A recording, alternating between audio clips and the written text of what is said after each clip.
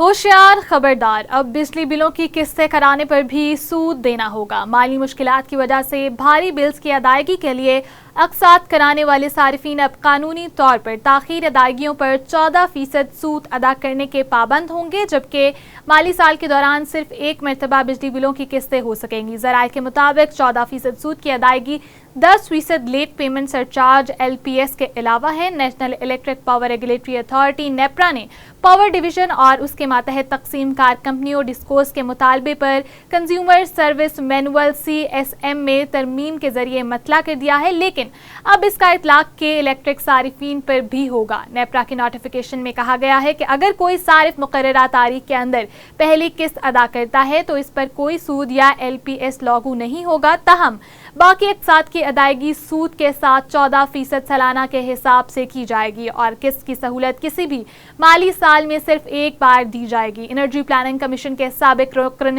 سید اختر علی نے نیپرا کے فیصلے پر تنقید کی۔ انہوں نے کہا کہ اگر نیپرا اب اقساط پر سود کی اجازت دے رہی ہے تو اسے LPS کے نرخوں کو بھی ریگولیٹ کرنا چاہیے، کیونکہ ایک ماہ کے لیے 10% PSL یا سود بہت زیادہ اور بلا جواز ہے۔ انہوں نے کہا کہ موجودہ مارکیٹ پر مبنی پالیسی ریٹ 22% کی پیش نظر LPS میں 2% سے زیادہ نہیں ہونا چاہیے۔ انہوں نے نیپرا کے اقدام کو یک طرفہ فیصلہ قرار دیا اور نیپرا کے ایک اہلکار نے بتایا کہ ڈسکوز کی جانب سے صارفین سے 14% سود پہلے ہی وصول کیا جا رہا تھا اور اسے اب جو ہے صرف عوامی سہولت کی بنیاد پر عوامی سماعت کے بعد ریگولیٹر نے باقاعدہ بنایا تھا۔